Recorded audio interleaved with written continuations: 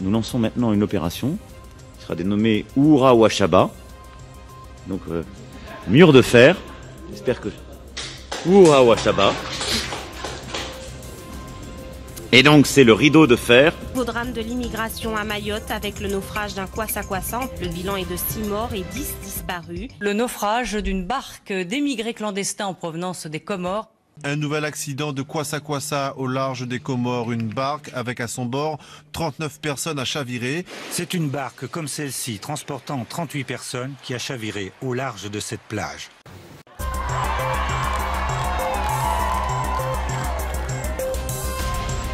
Et vous l'avez chanté vous-même, si je suis parmi vous, la France,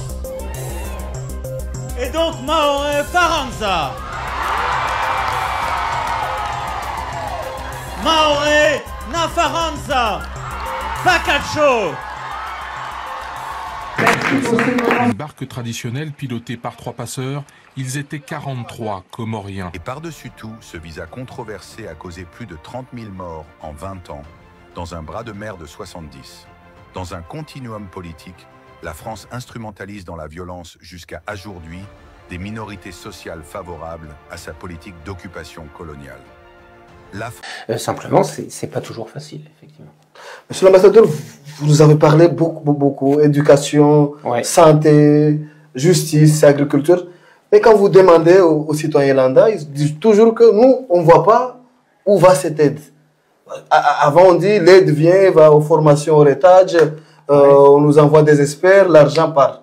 Aujourd'hui, est-ce que vous direz, vous êtes satisfait de ce que vous voyez sur le terrain, de ce que était annoncé par les autorités par rapport aux différents projets, ce que vous avez vu? Est-ce que réellement ces projets que vous venez de citer va vraiment aux citoyens lambda? Oui, alors les écoles, elles vont vraiment aux citoyens lambda. Ensuite, il faut aller voir sur place. Par exemple, à Anjouan, l'école de Dinnery, elle a été livrée, elle a été donnée aux enfants. Donc aujourd'hui, il y a des enfants. Alors, il est évident qu'une fois que l'école est livrée, il faut qu'il y ait des professeurs, il faut qu'il y ait des contenus, il faut que les enfants aient des cahiers, de quoi écrire. Donc c'est aussi là aux autorités et au ministère de faire vivre cette école. Mais je crois que l'école de la Coulée, par exemple, que nous avons livrée il y a peut-être 1 an et demi maintenant, elle aussi fonctionne. Donc ça, les gens peuvent le voir. Alors vous dites, c'est une critique qui vient fréquemment. Vous l'entendez des fois quand Bien sûr, on l'entend tout le temps. Mais tout ça, ce sont des études. Oui, c'est vrai, il y a des études aussi. Mais les études sont indispensables. De la même façon que vous n'allez pas bâtir une école sans faire de plan d'architecte. Et pour faire le plan d'architecte, faut payer quelqu'un qui est un architecte, qui dessine le plan, etc. Donc ça, c'est vrai que ça ne va pas directement auprès de quelqu'un de la population. Donc c'est vrai, il y a cet aspect études, mais elles sont indispensables. Il y a des experts internationaux, mais il y a aussi des experts nationaux. Une part importante de ces aides, en fait, permettent à des Comoriens et des Comoriennes, parce qu'on on essaie de faire attention aussi à l'équilibre des genres, hein, l'égalité femmes-hommes, c'est important, et bien, qui, grâce à ces projets, ont un emploi. Bonjour, Président Zilari, excusez-moi. Bon, j'aimerais bien qu'on s'arrête un peu là, puisque l'ambassade explique que ces aides sont octroyées, mais il faut qu'on fasse attention à l'égalité de genre. Je crois comprendre que c'est une promotion du LGBTisme. Qu'est-ce que vous avez compris? Pourquoi on aide un peuple et puis on les exige d'être comme eux ils sont? Oui, en fait, pour moi, monsieur l'ambassadeur Sylvain Riquier, étant le représentant de la France aux Comores, quand il nous parle de tout ce qu'il vient de parler là, des aides, de gratuité et des experts internationaux, ce que je vais rappeler ici, c'est que M. Sylvain Riquier ou les gens qui entendront mes explications en rapport à ce que vient de dire M. Sylvain, c'est que nous, les Comoriens, nous n'oublions pas que M. Sylvain est dans son rôle de faire une diversion par rapport à la question essentielle qui est l'occupation illégale des Comores, c'est-à-dire continuer la domination néocolonialisme de la France aux Comores. Je rappelle que tout ce que vient de dire M. Sylvain Riquier, pour aider, c'est une diversion par rapport à la vraie question. Rappelons-nous récemment, quand il s'est agi du sommet qui a eu lieu, je crois, le 24 avril ou mars, je crois que c'est avril 2025, en Antananarivo, Madagascar. Qu'est-ce qui... On parlait de la COI. Et quelle a été la surprise de la part de leur sbire, en tout cas de leur employé qui est aux Comores, que la France a imposé pour les Comoriens, c'était de dire que lui, il est dans son rôle, disons, d'être l'élève de grands comédiens qui s'appelait Louis de Funès. Et nous avons vu que tout de suite après, les jours qui suivaient, c'est là où M. Sylvain Riquier vient faire une diversion par rapport à ce qui a été dit. Déjà, c'était la question de réintégration de Mayotte en tant qu'entité à part. Ouais. Il s'agit ici de la participation dans l'ensemble des Jeux des îles de l'océan Indien. Alors qu'on sait que Mayotte est déjà représentée. Oui, en tant qu'île comorienne. En tant qu'île comorienne, il est déjà représenté. Et si, comme eux, ils qualifient ils ont confisqué cette île, ils sont déjà représentés par rapport à leur confiscation avec l'île de la Réunion. Mais nous savons que dans cette zone-là, la France est dans une démarche de vouloir tout s'approprier. Et donc, moi, au lieu de nous parler de la souveraineté des Comores, on vient avec soi-disant des aides, alors qu'on sait que c'est une subtilité. C'est ceux qui sont crédules croiront à ces propos. Mais nous, les gens éveillés, nous savons que c'est une autre vision qu'a la France. Parce que je rappelle aussi que en ce moment même, en parallèle de toutes ces démarches-là, c'est que ils ont déjà introduit, selon eux, des démarches à l'ONU pour faire reconnaître que toutes les ressources pétrolières qui se trouvent dans l'archipel des Comores leur appartient, ou du moins les convoitent. Et par rapport à ce qui a été dit à cette assemblée-là, il semblerait que Azali avait dit que c'est une provocation, etc. Mais en vérité, on sait que Azali est là pour servir la France. Parce que ce que j'entends ici, de la bouche de M. Sylvain Riquier, si c'était un vrai représentant en tant que c'est un diplomate d'un pays qui représente son pays et qui en même temps nous fait comprendre que ils ont confisqué notre territoire. Le président Zilari, je pense qu'on va y revenir. Non, mais justement, il faut que les gens comprennent que les démarches... Oui, sur ça, est-ce que vous voulez d'abord répondre à ma question sur le pourquoi l'ambassade de France aux Comores, M. Sylvain Riquier, insistait sur le fait que la France octroie des aides pour les Comores, et ces aides-là vont créer des emplois. En contrepartie, les Comores, bien les autorités comoriennes devraient faire attention à ne pas stigmatiser ce qu'on appelle le peu de ce qu'ils ont fait. J'ai compris la question, mais voilà. Ici, moi, je suis en train de dire quoi? Je suis en train d'expliquer que ce qu'il est en train de dire là comme aide, je dis tout simplement que c'est des mensonges et puis c'est une exploitation des gens qui ne comprennent pas. Parce que la gratuité qu'il est en train de dire là, c'est faux et je vais le démontrer ici. Et le rappeler que ils nous ont confisqué tous nos avoirs. Tout à l'heure, quand il a parlé de la diaspora. Ça fait une partie de grande partie des recettes comoriennes. Et ces diasporas-là viennent souvent de la France et d'ailleurs. Et on sait qu'ils amènent ce on devrait appeler la devise. Une devise qui permettrait justement les Comores de se doter de financement qui leur permet de commercialiser avec l'extérieur.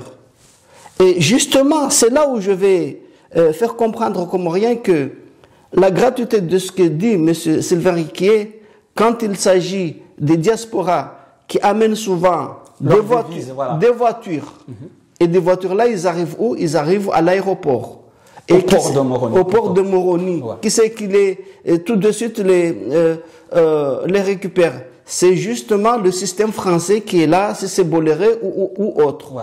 Et en plus de ça, il y a une partie, pour ce qui est des marchandises, qui sont interceptées directement dans les perceptions aéroportuaires et dans les ports de Comores. Ça, c'est tout le financement de la diaspora qui est déjà directement accaparé par le système France-Afrique français, là-bas aux Comores. Ça, c'est un.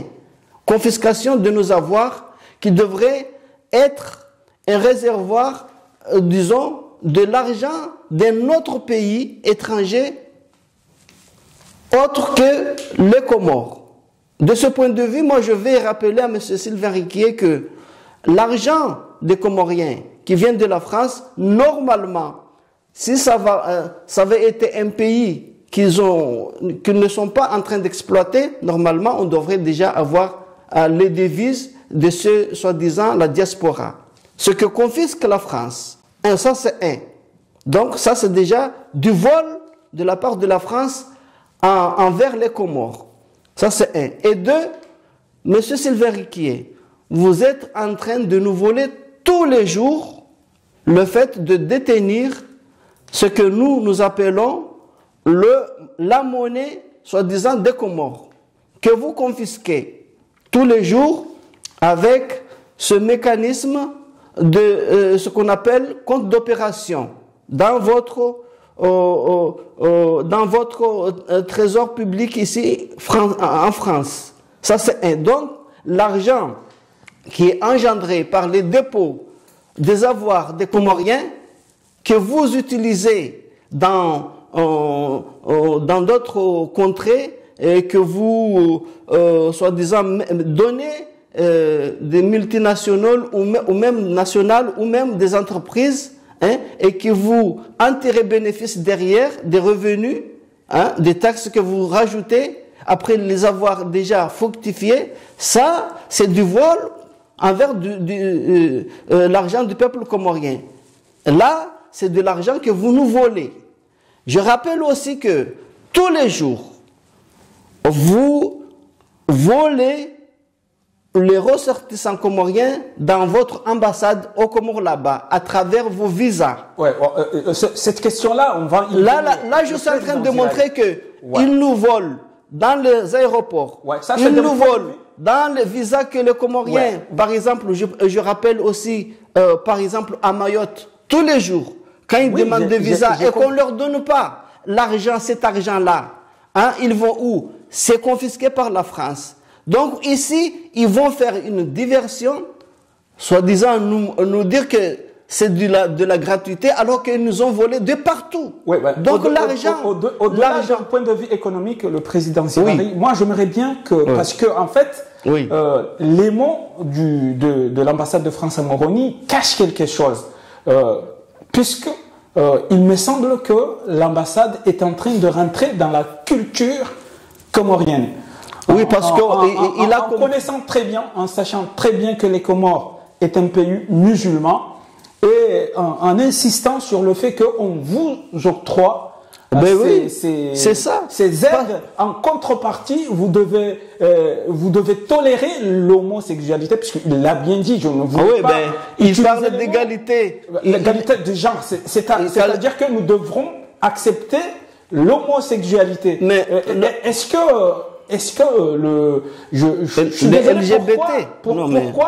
Pourquoi président Zilari, le journaliste, ou bien pourquoi, je vais pas parler du journaliste, puisque peut-être il n'avait pas compris, c'est que Sylvain Riquier est en train de nous imposer, il est en train de nous imposer l'homosexualité aux Comores, en contrepartie des aides. Oui, mais moi je sais que quand il parle il s'étale jusqu'à l'égalité de genre, même si ici en France, la pratique politicienne, en tout cas religieuse et autres, ils incitent à ce que les femmes, la femme soit égale de l'homme, ce que nous, au Comores, là-bas, nous n'acceptons pas. Donc c'est pour ça que je voulais Il dit ça, voilà. Mais un pays comme le Comores, qui est exploité, et que les gens sont maltraités, la liberté des individus ne sont pas respectées, parce qu'il y a une politique colonialiste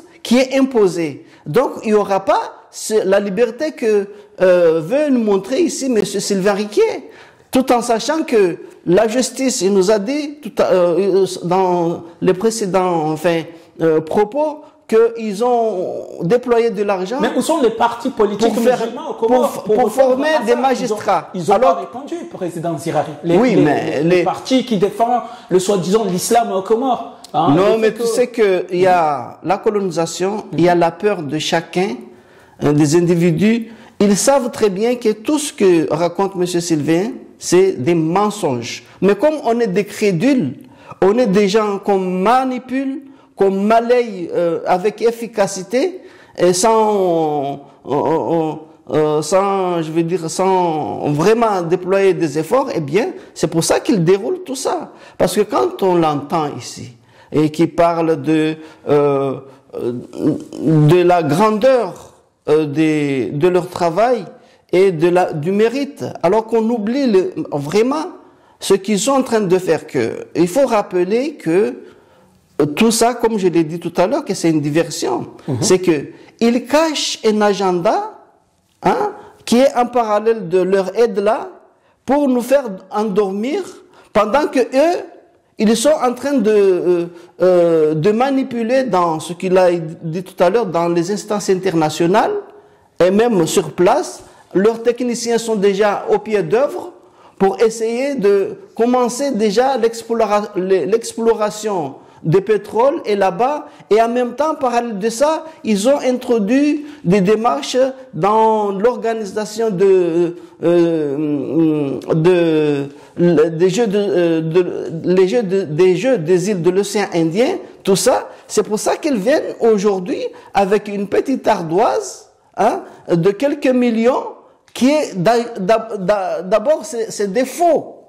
C'est des faux promesses, souvent c'est des faux. Nous rappelons qu'en 1999, ils nous ont dit la même chose. Et on n'a pas vu l'once des milliers qui étaient promis. Peut-être il les a donnés à la famille d'Azali.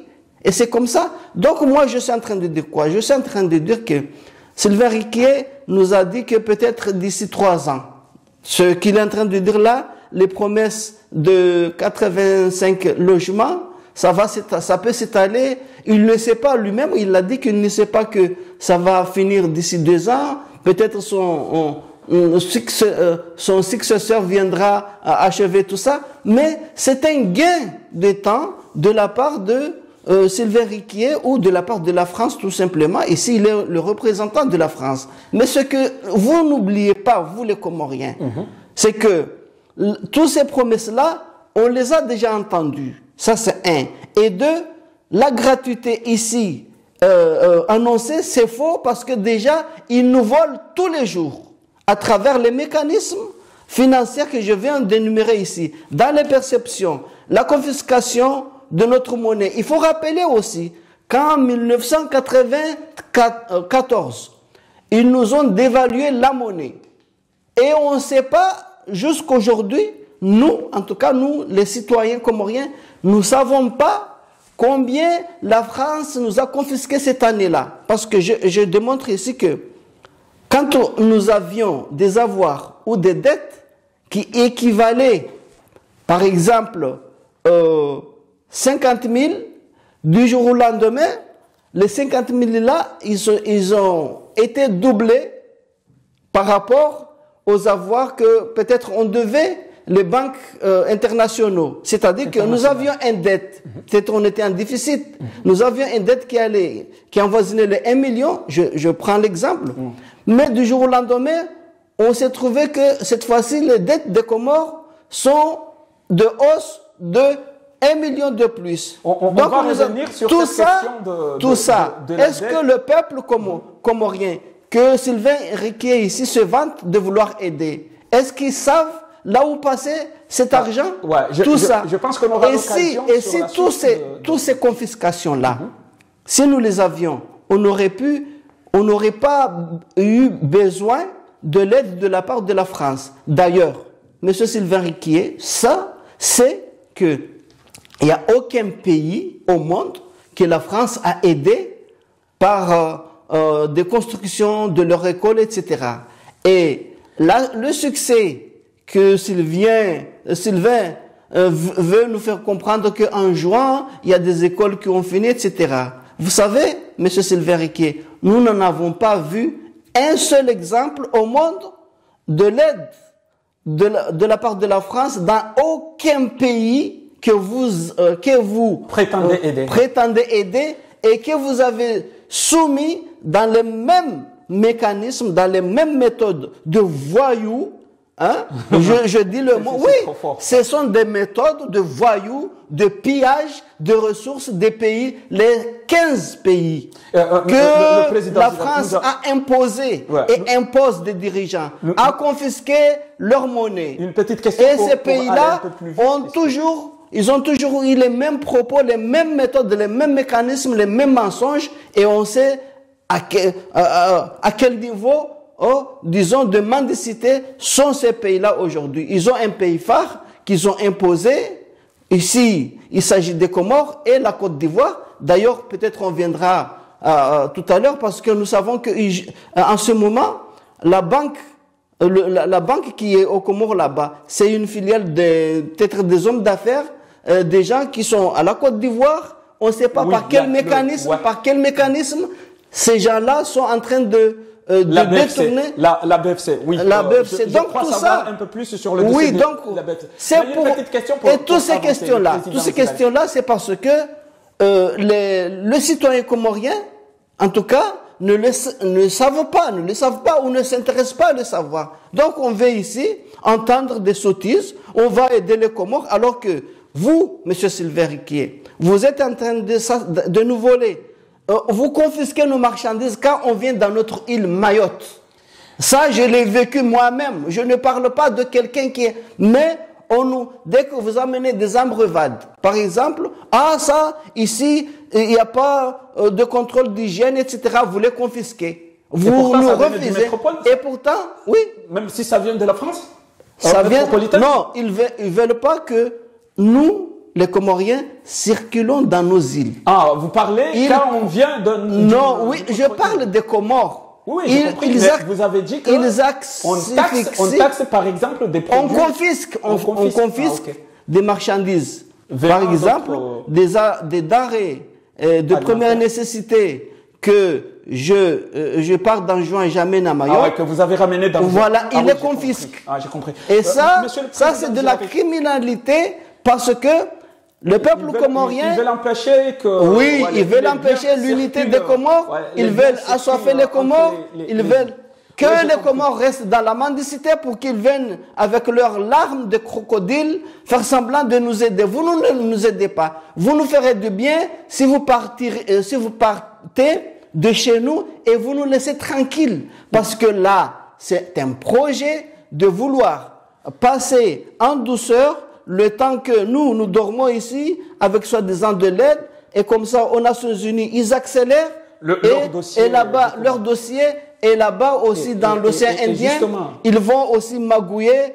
Et il y a des pays qui sont beaucoup plus corruptibles, comme les Comores. Vous pouvez me laisser une petite question là-dessus. Pourquoi? Je vais dire que, à défaut d'interpellation de Obeidillah Mchangama, puisque, à mon avis, Obeid Mchangama devrait rappeler à l'ambassadeur de faire attention, que c'est un pays musulman, pour faire, je veux dire, ouvertement comme ça la promotion de l'homosexualité. Pourquoi Obeid Mchangama ne l'avait pas est-ce qu'il était d'accord avec ça, de lui laisser faire la promotion en tant que pays musulman? Moi, je parle en tant que musulman. Ça, c'est une phrase qu'il avait glissée là, mais Obeidillah Mchangama n'avait peut-être pas fait attention, parce que c'est une phrase que l'ambassadeur là, minutieusement, comme ils sont vicieux, ils essaient d'opposer des gens les uns contre les autres, de montrer leur bonne foi, qui sont là pour vraiment l'émancipation, l'aide, aider le Comore à quelque chose. Et comme on sait que la majorité des femmes qui sont restées dans le pays, eh bien, ils sont très susceptibles d'accepter des petites aides, futiles, mais ils vont les accepter. Donc, c'est pour un peu caresser les Comoriens, le genre comorien dans le sens du poil, pour essayer de passer la crème. C'est comme ça, en fait. Ça, ils sont très malins, et il faut vraiment se lever tôt. Et moi, je crois que Obeidillah Mchangama n'a même pas vu ou n'a même pas compris le sens de faire la promotion des genres, parce que l'égalité de sexe, on peut, dans certains égards, le travail, etc., les salaires, on peut l'accepter. Mais comme ce que voulait l'expliquer ici certains, par exemple Macron, etc., quand il va là-bas, il veut faire accepter que maintenant ici, on sait que depuis François Hollande, l'homme peut se marier avec l'autre, et même il y a des mariages homosexuels qui se font. On devrait faire attention à ça. On a déjà inauguré ça depuis le mandat de François Hollande. C'est maintenant acquis. Les gens de même sexe peuvent se marier, etc. Mais ce que je veux dire ici, c'est que les gens comprennent très bien la démarche de M. Sylvain Riquet, c'est de montrer que la France est vraiment là pour aider les Comoriens. Mais en vérité, ils ont d'autres projets derrière. Je rappelle, parce qu'il faut que je sois vraiment bien compris, que le 1 million et les soi-disant des facilités de dépôt d'argent. On y va parce que c'est la suite, et puis après vous allez, on y va le présidentiel, parce que je pense que c'est la suite. Comme ça, vous allez très bien expliquer cela. Ensuite, il y a des choses, c'est à chacun de se les approprier. La société de garantie que je vous ai exposée tout à l'heure, c'est vrai que c'est à chacun de se l'approprier. Mais j'entends la critique, et c'est vrai que c'est peut-être moins visible qu'un gigantesque bâtiment qui domine par ses étages la ville de Moroni, par exemple, effectivement, ou tel autre bâtiment, je ne sais pas, je ne vais pas en citer un plus que...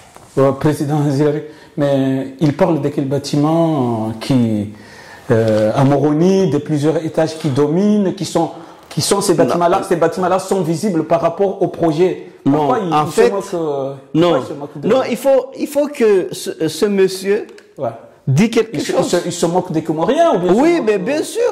Bien sûr. Oui, là, il nous parle de cet étage. Non, parce que là, il parle. On sait que les maisons, les anciens, quand on a commencé, parce que ça ne date pas d'aujourd'hui. Il faut le rappeler que ça, on l'a déjà expérimenté à l'époque d'Al-Swali, et que ça a bien marché, parce qu'avec les peu de moyens que l'État comorien avec Al-Swali, à l'espace de 2 ans et 9 mois, ils ont mieux fait par rapport à la France pendant sa présence ça va faire plutôt 200 ans aux Comores. Un homme l'a fait à l'espace de 2 ans et 9 mois. Donc, en général, ce sont des petites, disons, des petites constructions qui n'ont pas allé jusqu'à avoir certaines hauteurs, parce que j'ai vu l'expérience à Mayotte. Ils avaient fait 2-3 expérimentations à la zone qu'on appelle Cavani et d'autres aussi.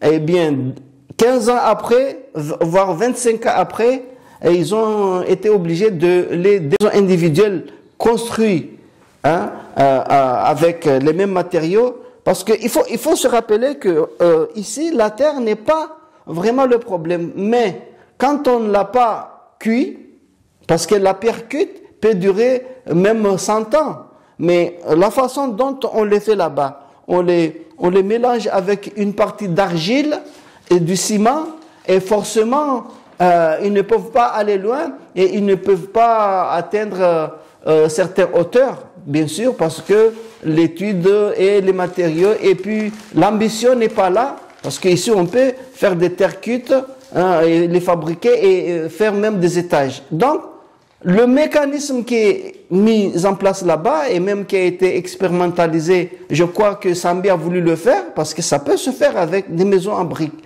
Donc, c'est cela, il voulait montrer que les constructions actuelles là, qui est en question n'est pas visible parce qu'ils n'ont pas la hauteur des buildings qui sont les 2 buildings qui sont en face de la justice, etc. Qui même des personnalités privées ont pu construire des maisons qui ont sorti quand même de la terre et qui atteignent certaines hauteurs et qui sont visibles. C'est ça en fait ce qu'il voulait dire. Mais non, ce qu'il voulait dire là, monsieur le président Tijari, Oubedillah était dans notre sens, dans le sens des Comoriens. Que ben oui, voilà, monsieur l'ambassade, vous dites tout le temps qu'il y a des aides qui coulent comme de l'eau aux Comores, mais on ne voit pas les effets de ces aides-là. Et lui, il a tenu à expliquer que ben voilà, les aides sont là, voilà. On ne voit pas les effets. Oui, j'ai compris. Mais on ne les voit pas comme les bâtiments où sont les bâtiments de cette... Pourquoi ils se manquent des Comoriens? Non, mais voilà, parce que le Comorien, il peut gober tout ce qu'on lui fait avaler. C'est ça, en fait. Pendant 150 ans. 150 ans. C'est pour insulter derrière. Pendant 150 ans, la France nous a colonisés. Et on sait qu'à l'espace de, disons, 6 ans, c'est de 63 jusqu'à la mort de Seyd Mohamed Cheikh en 70. C'est là où on a construit le lycée Seyd Mohamed Cheikh et les buildings, les 3, les 4 qui sont à côté là. Et depuis, plus rien. Et il faut rappeler que cette époque-là, il y avait un petit gouvernement autonome, soi-disant, mais il était toujours sur le contrôle des finances. Il y avait tout le temps des commissaires qui étaient là, qui veillaient. Donc, s'il y a eu des problèmes de financement, etc., de développement et d'insuffisance aussi dans les autres îles, c'est parce que il y avait, la France était là. Mais cela, on les utilise dans le mauvais côté quand on veut faire le séparatisme. On veut dire que bon, on a déplacé la capitale, etc. Donc je ne veux pas m'étaler sur ça. Mais la question était ici que on n'a pas vu tout ce que vous dites les là. Effets des les effets. Eh bien, il suffit de dire ça parce que ils ont annoncé ça tambour battant en 1999 et on a vu que à un moment donné, ils avaient entrepris, c'est-à-dire que les militaires comoriens, on les avait peut-être dotés de 2-3 bateaux de surveillance, mais c'était pour faire le travail de la France. C'était pour canaliser les Comoriens et leur empêcher de ne pas se rendre à Mayotte et ainsi alléger la souffrance de la police frontière à Mayotte. Donc, en vérité, l'argent promis, c'était destiné pour venir faire le travail de la France. Et comme ça, dans ces paradigmes-là, dans ces paramètres-là, c'est comme ça que c'est la France, nous dupe, c'est de la duperie, c'est du pipeau. La France n'est pas là. Il faut juste regarder, quand il vous appelle pour faire semblant de vous donner quelque chose, regardez à côté ce qu'ils sont en train de faire. Moi, je vous dis exactement pourquoi ils ont déclenché ça maintenant. C'est parce qu'à côté, ils accélèrent. Ils ont... oui, ils accélèrent parce que qu'ils ont des gens fragiles, malléables. Je te dis que en ce moment, on entend beaucoup de choses. Il y a un jeune qui a été arrêté, qui a insulté la femme d'Azali, tout ça là, et il y a même l'ancien ministre de l'Intérieur qui commence à faire son camp, etc. Tout ça, c'est préparer l'esprit de revanchard et émietter les esprits des Comoriens en train de tout le temps. Pendant que nous regardons voilà, tout le temps. La France est en train de faire quelque chose de l'autre côté. Tout le temps, la France est en permanence en train de faire quelque chose. Quand il ne s'agit pas, là aujourd'hui, il s'agit, disons, d'un jeune qu'on a enlevé là-bas, Bachar. Mais d'ici 3 mois, là ou même un an, vous verrez qu'il y aura un camp qui va s'opposer contre Azali. Il y aura les jeunes séparatistes d'Anjoua qui vont, voilà, c'est notre tour en l'an 2019. Donc, ils sont tout le temps comme ça. Ils nous endorment.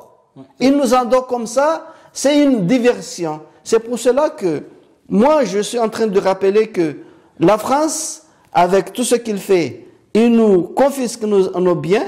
Je rappelle pas, il n'y a pas que de biens, parce que là, en ce moment, le projet de Uhura Washaba, qu'a annoncé Emmanuel Macron là-bas, peut-être on aura l'occasion de parler une partie des Mahorais ont compris que ici c'était pas pour venir en aide des gens qui avaient subi l'atrocité ou la violence du cyclone Chido, mais la France a commencé à vouloir exproprier les Mahorais et ils sont un peu levés.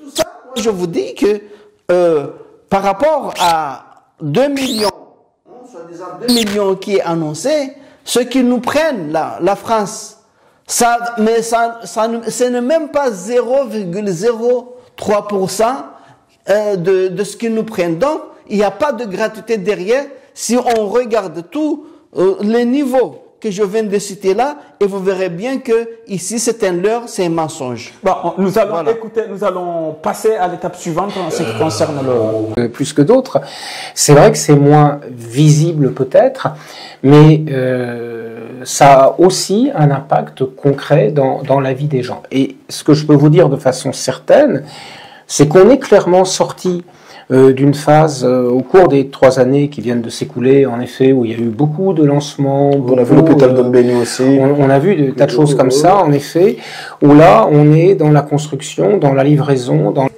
Où est l'impact que ça a fait, le fait d'annoncer qu'ils vont construire des logements? Il n'y a pas d'impact, monsieur le président, monsieur l'ambassadeur. L'impact, les femmes, c'est ce que Oumé est en train de lui expliquer. Les femmes enjoignées sont toujours dans le grand besoin de vivre librement. Ils sont toujours dans le grand besoin d'avoir un peu d'argent pour vivre. Les femmes enjoignées, j'ai entendu il n'y a même pas un mois de ça, et il y en a qui sont... on a compris le président. Il y en a qui sont... Moi, je voulais qu'on passe sur l'étape suivante. Donc, il n'y a pas...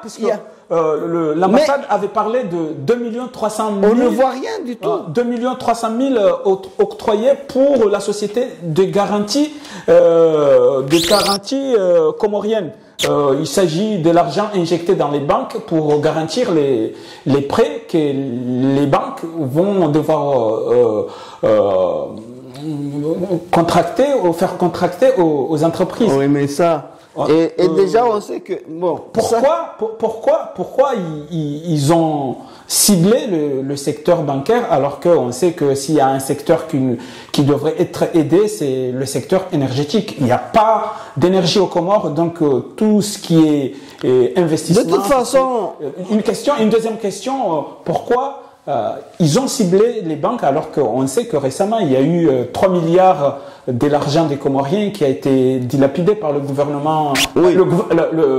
le pouvoir qu'ils ont... La Banque centrale des Comores, puisque 3 milliards c'est Nazra, je parle de, de Nazra qui a dilapidé 3 milliards. Ce sont les banques comoriennes qui ont laissé Nazra faire ça. Moi quand j'entends, on cite de 2 millions 300 000. Monsieur Sylvain Riquier, avec 2 millions, tu ne pourras rien faire. Même un seul quartier, tu ne peux pas le doter de je ne sais quoi. Alors, il faut arrêter de prendre des Comoriens pour des imbéciles. Et puis, tu vas donner ça aux banquiers. Et avant d'aller contracter soi-disant des prêts, vous savez très bien que vous avez la même mise de tous les mécanismes financiers aux Comores. Ouais. Vous avez la Banque centrale. Et pour avoir des dettes, il faut déjà soumettre le projet et avoir des garanties de paiement, ce que n'ont pas les Comoriens. Et on sait très bien que s'il y a 2-3 individus qui vont peut-être avoir quelques centaines de mille, et cela parce que ils sont dociles envers vous, envers votre politique colonialiste. C'est cela que vous allez donner. Et puis, même si d'aventure ils n'ont pas pu payer, de toute façon, ce que vous nous prenez pourrait largement, en tout cas, éponger tout ce qu'il y a. Et puis, nous savons très bien que c'est pas n'importe qui. Peut-être que vous allez donner ça à Azali et à sa famille. Oui, justement. Parce qu'ils ont pas mal. On devrait aider le secteur. Et vous surveillez en tout cas l'argent, votre monnaie, votre argent que vous bâtissez ici à Chamalières, il n'est pas échangeable. Je vous pose la question. Comment se fait-il aujourd'hui que le fils du sbire Azali a pu s'octroyer des sommes au point que lui, il en fait partie des gens qui ont été cités dans le machin, la Pempertz, la Pandora Pempertz. Ouais. Alors que la monnaie que vous bâtissez n'est pas échangeable nulle part. Si ce n'est que vous, dans votre réseau, quand vous avez un client et que vous voulez aider à spolier les Comores, à voler les Comores en tout cas, c'est là où avec votre concours, eh bien, ces sbires-là, eh bien, ils vont faire des placements dans des paradis fiscaux et ainsi vous soumettez ces pays-là dans des conditions mais impossibles de vivre, si ce n'est que vivre dans la mendicité et pour appeler des vautours, je dis bien le mot, qui ont besoin des ressources dans des pays et qui ont un mal et que vous confisquez les matières premières et ainsi faire semblant de venir comme étant des Pères Noël, mais en vérité, vous n'êtes que des voleurs, des bandes de voleurs. La France, la France, c'est une des rares pays qui n'a jamais cessé sa spoliation et sa colonisation aux Comores. Vous ferez bien de partir chez nous, aux Comores, et de nous laisser tranquilles parce qu'on n'aura pas besoin de votre aide si vous ne nous avez pas confisqué nos avoirs, et si vous ne nous avez pas tué les présidents qui voulaient vraiment œuvrer pour l'émancipation des Comores et pour essayer vraiment de vivre comme des pays normaux, non pas des pays qui sont soumis et qu'il y a des dirigeants qui se soumettent parce que s'ils ne veulent pas, vous les assassinez. Combien de présidents vous nous avez assassiné, monsieur Sylvain Riquier. En un mot, le président En un mot. Une dernière question, puisque en fait, je ne sais pas si vous avez entendu, il avait parlé de la construction des écoles. On est déjà passé par là. Attendez que je finisse ma question. Le président Hilary, et il a dit que ils ont construit les écoles, mais c'est pas à l'ambassade de France. En tout cas, c'est pas à la France de payer les profs, le fonctionnement en quelque sorte. Ce n'est pas la France de payer le fonctionnement. Cela arrive après juste quelques jours qu'ils ont annoncé qu'ils vont réhabiliter, ils vont rénover le lycée dans le lycée de Moroni. Pourquoi est-ce que là c'est une manière d'insulter l'État comorien qui n'arrive pas Mais le problème c'est que le problème même est-ce que ces gens-là entendent des insultes? C'est ça le problème. Parce que quand on aide et puis après on s'en va, on n'a pas à insulter. Là, c'est comme si il est en train d'être un pédagogue. C'est lui un maître avec ses élèves. Il montre comment il faut faire une gestion saine. Je construis l'école, mais je ne payerai pas les profs. Oui, ça c'est une façon de vous dénigrer, infantiliser. De toute façon, tout ça, c'est pour cela que est-il besoin de rappeler que il le dit, c'est parce que ce sont des fantômes qu'ils ont placés. Ça veut dire que ces gens-là, les autorités comoriennes sont nées avant la honte. Mais oui, mais ils ne sentent même pas qu'on leur parle. C'est ça le problème. Quand vous avez quelqu'un qui est assis ici, qui déroule tous ces âneries de soi-disant de l'aide, alors qu'on derrière, ce sont des magouilles, ce sont des manœuvres de vouloir vous voler. Parce que ce que donne ici les 1 million, est-ce que ça équivaut depuis? Vous savez, c'est depuis 2 milliards de barils. Vous avez 2 milliards de barils que vous voulez voler. Vous avez un pays, une île, qui regorge tout ce qu'on peut faire, qu'on peut dire ici, Mayotte. Et en échange de ça, on va vous construire des écoles, comme on dit ici, 2 millions ou je ne sais quoi. Mais est-ce que cela va vraiment faire la balance? 38 millions. Est-ce que 38 écoles à hauteur de 1 million, alors, ça veut dire 38 millions. Ce que vous nous prenez, monsieur Sylvain, et par rapport à ce que vous miroitez comme étant de l'aide, mais vraiment c'est une honte venant d'un pays qui se dit de pays de droits de l'homme et qui n'a rien compris et quand vous dites que les gens ne sont pas allés dans l'histoire de l'Afrique, n'empêche que tout le monde sait que c'est l'Afrique qui est le berceau de l'humanité et que aujourd'hui, quand vous dites qu'on est encore sauvage, eh bien, les gens les plus sauvages, ça c'est Sarkozy qui l'a dit, c'est vous qui ne comprenez pas qu'il n'est pas, à cette époque-là, il n'est pas besoin de le rappeler qu'il faut cesser d'exploiter les gens. Il faut cesser de continuer la colonisation. C'est un crime contre l'humanité. Oui. Ça, c'est Emmanuel Macron qui l'a dit. Vous continuez à parler à l'ambassade de France, mais j'aimerais bien que vous laissiez quand même un mot aux autorités comoriennes en général, en particulier les autorités religieuses. Est-ce que les Comoriens devraient accepter de l'aide en contrepartie, accepter l'homosexualité? Qu'est-ce que vous conseillez aux religieux? Ils devraient accepter ces aides-là ou bien ils devraient refuser ces aides? Moi, c'est pas spécialement. Moi, j'aimerais bien que vous. Spécialement. Parce que vous ne parlez qu'à l'ambassade, alors que vous spécialement, je n'ai pas de leçons à donner aux gens qui négligent tout, déjà l'économie. Je ne suis pas ici pour faire de la leçon, mais en général, que ce soit un religieux, que ce soit un politicien, que ce soit un citoyen lambda. Mais vous êtes un homme politique, vous devez tenir compte de tout. Oui, mais quand je parle en général, je ne fixe pas des catégories des gens, que ce soit religieux ou pas. Je parle des Comoriens. Maintenant, si vous étiez président et que vous attendez qu'on vous aide en contrepartie, vous devez accepter l'homosexualité. Qu'est-ce que vous allez dire? Non, mais oui, c'est président Zilali. Non, mais c'est ce qui s'est passé. Vous devez accepter.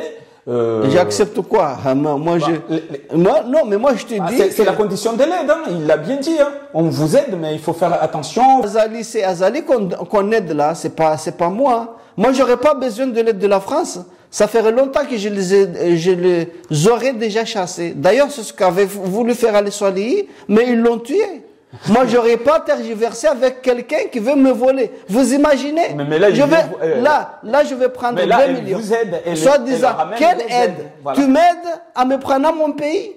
Ça, c'est de là, tu me donnes 1 million, en échange, tu me prends tous les puits que je possède, mes patrimoines naturels, hein? Mais tu vas les prendre et tu vas me donner 2 millions, c'est quoi ça?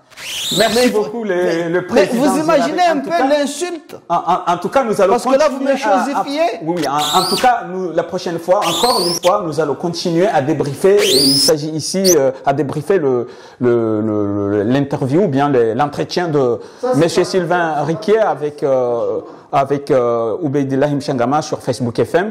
Et je pense qu'il y a beaucoup de choses à dire sur son interview. Et la prochaine fois, nous allons continuer à... Nous lançons maintenant une opération qui sera dénommée Uhura Washaba. Donc, mur de fer. J'espère que... Uhura Washaba. Et donc, c'est le rideau de fer